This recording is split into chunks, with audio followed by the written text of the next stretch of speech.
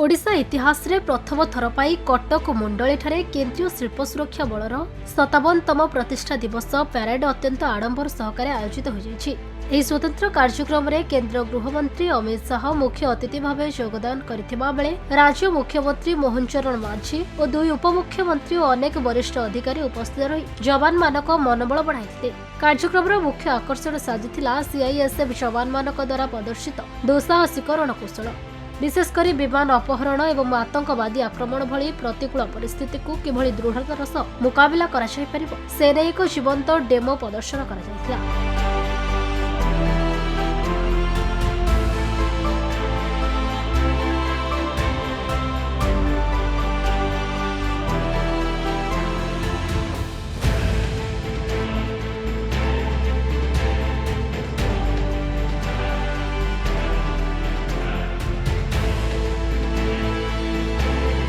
जहाँ उपस्थित दर्शक मानक मनरे एक अद्भुत सिंहरण सृष्टि करथिला। एही अवसर में आज देशर समस्त बंदर सुरक्षा दायित्व सीआईएसएफ नैथिबा कहिथिले केंद्र गृहमंत्री अमित शाह। निजर उद्बोधन में केंद्र गृहमंत्री अमित शाह नक्सलवाद विरोध में एक बड़ घोषणा करथिले। से कहिथिले जे नक्सलवाद मुक्त भारत गठन में सीआईएसएफ एक गुरुत्वपूर्ण भूमिका ग्रहण करिछि एवं तिरुपति पशुपति पर्यंत नक्सल मानक रेड कॉरिडोर स्वप्न एवं संपूर्ण भाव ध्वंस हो। देश एवं एमती एक समय पहुंची जोठारे नक्सलवादर संपूर्ण मूलोत्थान संभव हो पारिबो। एही कथा को पुणी थरे दोहराई शाह स्पष्ट करिसेंति जे आसंता 2026 मार्च 31 तारिख सुधा भारतर नक्सलवादर संपूर्ण विनाश हेबा निश्चित बोली कहिथिले गृहमंत्री अमित शाह।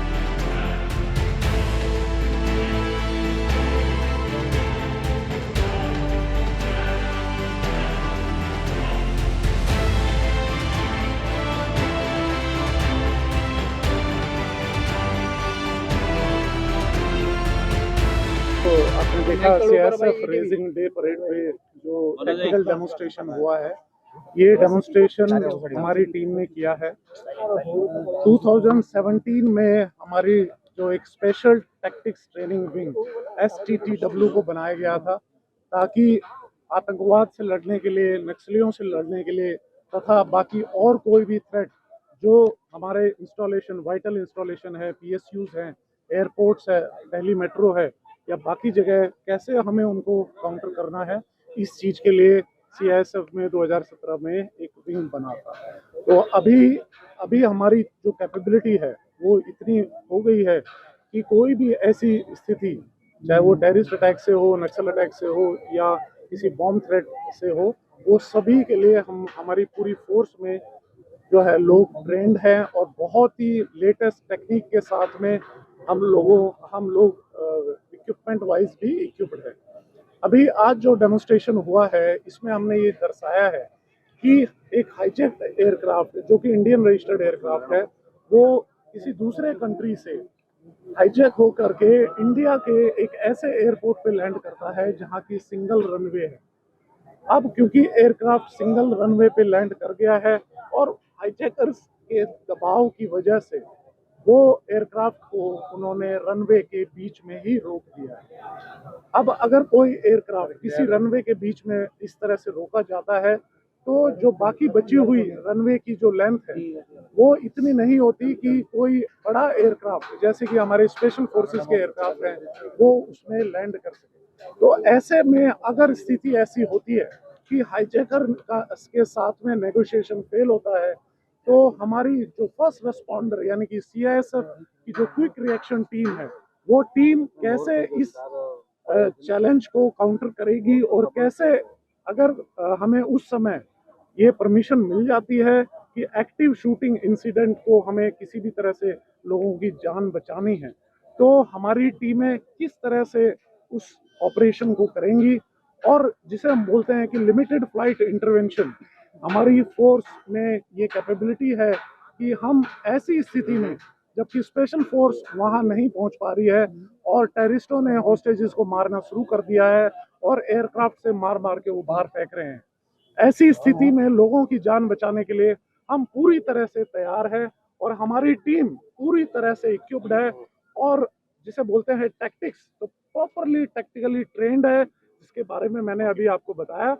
और इस तरह की कोई भी सिचुएशन में जिस तरह के अभी सर्विलांस या बाकी एडवांस टेक्निक्स की जरूरत होती है वो सब हमारे पास है।